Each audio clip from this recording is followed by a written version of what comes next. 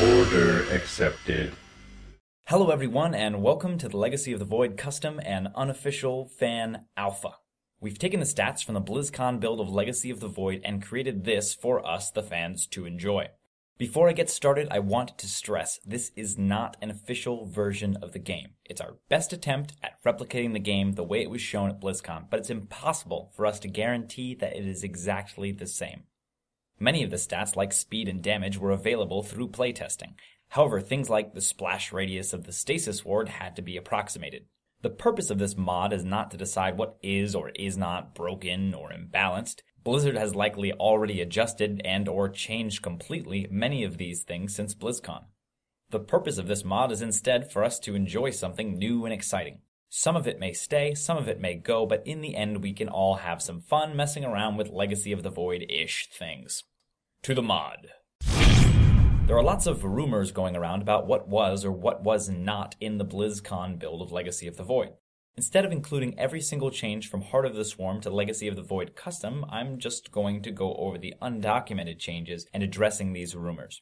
Starting workers are at 12 for all melee game types. Because of the coincidence that Archon mode multiplies the players and the starting workers by 2, a rumor has spread around that 12 workers are for Archon mode only. This is not the case. Normal 1 vs 1 games start with 12 workers as well. To support this, all Town Hall structures now provide 4 additional supply. So that's 15 supply for command centers, 14 supply for nexuses, and 6 supply for hatcheries. Mining efficiency is still the same. 2 per mineral patch is efficient, 3 is maximum, and after 3 per patch, the 4th is useless. So, on standard 8 mineral patch bases, 16 workers is still the efficient saturation to shoot for. What has changed is the capacity of each patch and geyser. The mineral patches now start with 1,000 instead of 1,500 minerals, and the geysers now start with 1,700 instead of 2,500 gas. The balance between gas and minerals is now slightly different, but it will likely go unnoticed. This is because the minerals now hold 66.66 repeating percent of what they used to, but the gas now holds 68% of what it used to, providing a tiny boost to the gas to mineral ratio over time. On to the Terrans. The Herc has a higher selection priority than Marines and Marauders. This means that when controlling bio to stim, you will either have to tab over to the next subgroup function or use more than one control group. The choice is yours, and yours alone. The Cyclone has 5 range normally, but its lock-on spell starts at the range of 6 and can be upgraded to 9. Thors are no longer a transformer unit. The high impact payload has been removed. This transforming ability has been replaced by a healing ability that immobilizes the Thor, preventing it from moving or attacking in return for health regeneration.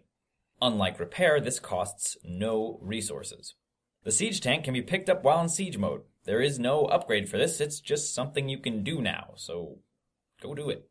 The Raven's Point defense drone now lasts only 20 seconds. Banshees now start with Cloak and 1 more attack range. The Cloak upgrade has been replaced by Hyperflight Rotors, an upgrade researched at the Tech Lab with the Fusion Core as a requirement. This increases the speed of the Banshee from 2.75 to 3.75. Battlecruisers now have an ability called Tactical Jump. Currently, it requires no upgrade. What it does require is 125 out of the 200 energy that you can hold on a battlecruiser. It is a global teleport and takes the BC from where it is to anywhere on the map without requiring any vision. The Marauder shoots 2 shots per volley at half the damage it used to, so against units that have no starting armor, DPS is unchanged. However, units with starting armor and or armor upgrades will prevent more of the Marauder's damage than they used to in Heart of the Swarm. Zerg time. The Ravager is a hatchery tech unit. There is no Ravager den. You don't need a lair. Actually, there are no requirements for morphing a roach into a Ravager other than the fact that you must have, in fact, a roach to morph into a Ravager. The Lurker is a lair tech unit. To get a Lurker, you must first build a spawning pool, morph your hatchery into a lair, build a Hydralisk den, morph your Hydralisk den into a Lurker den, and then finally morph your Hydralisk into a Lurker. This is different for Brood War because in Brood War, the Hydra den can be built on hatchery tech. The Lurker also has a range upgrade. It currently requires a hive and is upgraded at the Lurker den for 200 minerals and 200 gas, extending the initial 6 range of the Lurker to 9. What I mean to say is the Lurker is by no means an early game unit, like the Baneling. The Swarm Host is very different, completely different. You could even call it a new unit if you wanted to, but no one's chosen to do that yet. It's got a speed buff from 2.25 to 2.95. For reference, a Stalker has a 2.95 speed. The rally point and auto spawn options have been removed. To attack with the Swarm Host, you press the Spawn Locust button and target a unit or click on the ground as you would an attack move. The Locusts then attack move to that point or unit. Also, Swarm Hosts no longer collide with Locusts or Locust eggs in the way that a Colossus doesn't collide with other ground units. This is awesome. You're probably going to love it. The cost of the Swarm Host has been changed from 200 minerals 100 gas to 100 minerals 200 gas. You might be thinking, oh, well they just switched the gas and the minerals, no big deal. It is a pretty big deal. For perspective, gas is worth approximately 2.5 times the amount that minerals are worth, assuming 8 mineral 2 gas bases. This makes the total cost of the new Swarm Host 600 effective resources, while the old one was only 450 effective resources. But wait, there's more. In addition, the Swarm Host also has an upgrade that makes the Locusts into Flying Locusts. Now, don't freak out or anything. They can't attack while flying, and they can't attack air targets, but instead will swoop down when they see a target and begin attacking it. But that's not all. In addition, the Locusts have gotten a significant DPS buff, an increased cooldown for the Spawn Locust ability, and the upgrade for increased Locust lifetime is gone, making them more bursty overall. But wait, that's it. We can move on to the next unit now. The Infestor's Neural Parasite has been replaced by Aggressive Mutation, so get your neural parasiting in while you can.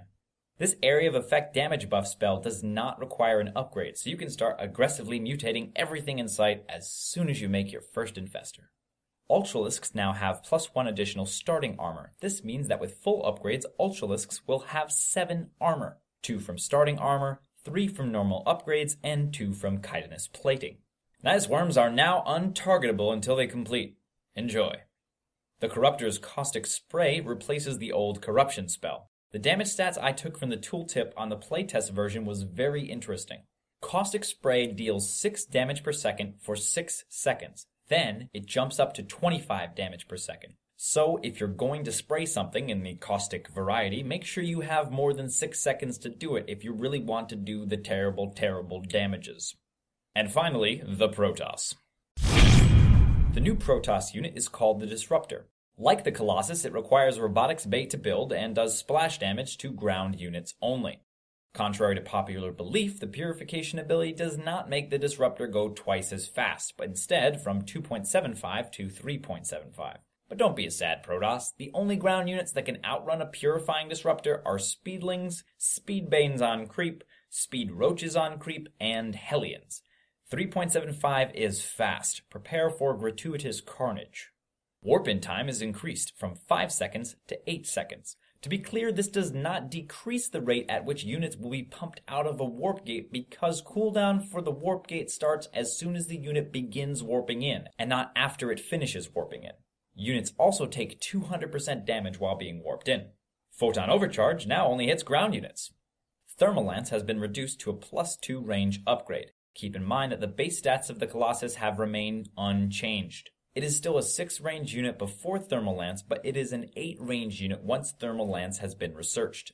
The Oracle's Revelation and Envision have been combined and they're now just called Revelation. The Oracle also has a new ability called Stasis Ward, which is an invisible trap that automatically explodes when units come near it, putting them into stasis. This means that they cannot attack, move, or be attacked. However, you can disable the autocast on Stasis Ward in order to trigger it at the precise moment you decide to be best. The Immortal's passive Hardened Shield ability has been replaced with an active ability called Barrier that grants the Immortal a 200 hit point shield for a short duration. Warp Prisms can pick up units from further away, potentially making every ground unit a blinking unit. The Tempest has received a movement speed increase as well as a new ability called Disintegrate. The range of this ability is significantly shorter than the range of the normal Tempest attack, which has not been changed. It remains at 15. Disintegrate deals 500 damage over the course of 50 seconds and can target both ground and air. This makes up for the fact that the Tempest's normal attack can only hit ground targets now. The carrier build time has gone from 120 seconds to 90 seconds.